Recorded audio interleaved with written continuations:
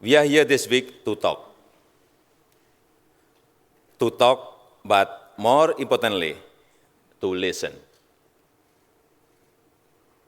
I have asked my ministers to be very honest about our challenges. I have asked my ministers to listen.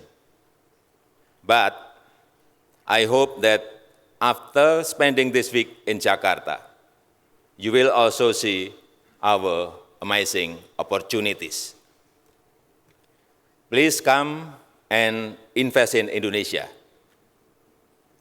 If you have any problem, call me.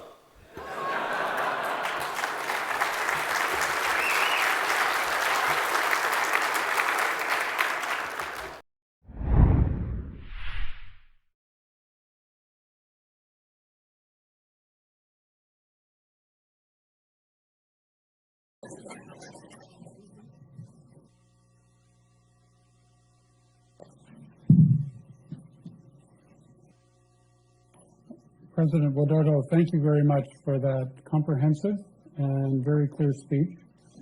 I think that your recognition of the imperative of reform in your country is highly important. Your vision of an Indonesia that is more active and constructive in world affairs is very significant.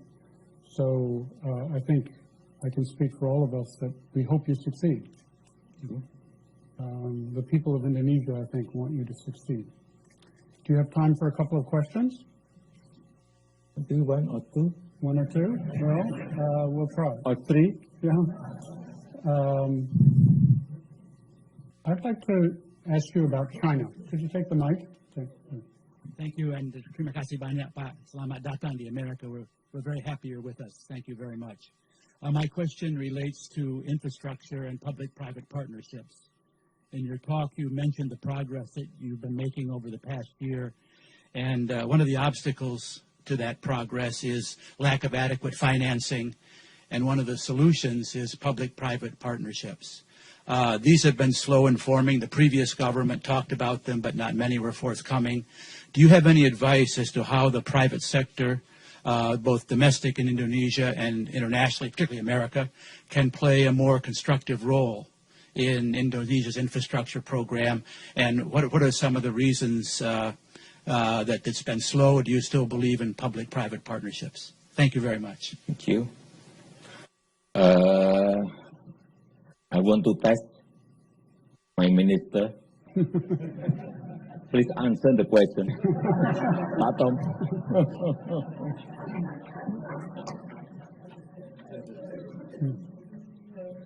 But don't speak longer than my speech. Thank you, Mr. President, Mr. Talbot, Congressman Sherman, ladies and gentlemen. So we can look forward to. Thank you, Mr. President. Thank you very much, Minister.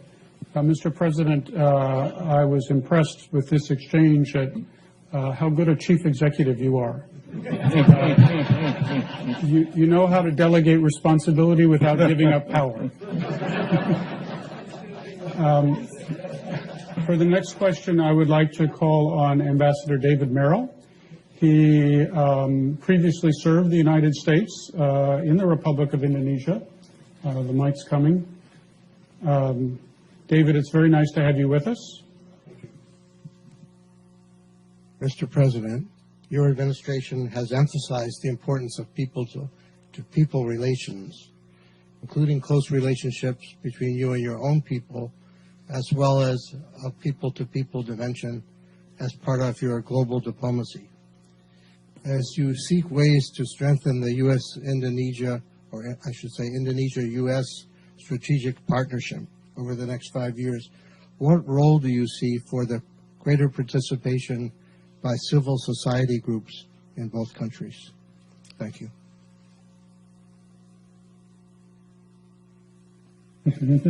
I want to test again my minister, foreign minister. Please answer. Thank you very much, Mr. President. Hopefully that I will be able to pass the standard of the President by the comprehensive partnership. Is it Enough, Mr. President. Thank you very much. Okay. I should have mentioned that Ambassador Merrill is also the president of the U.S.-Indonesia Society and making a major contribution in Washington, D.C. to an understanding of your country.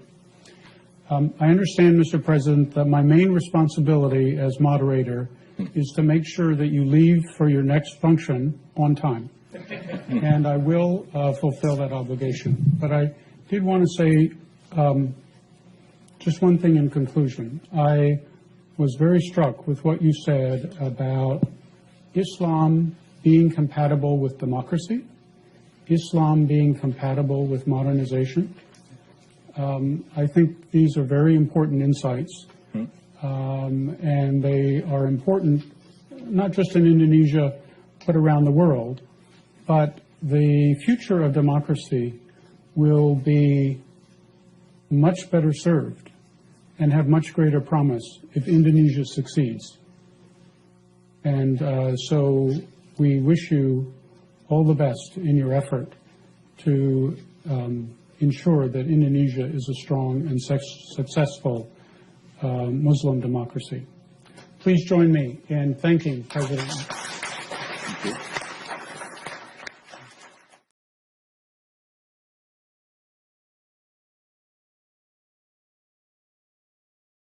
Indonesian people, to the region, and to the world.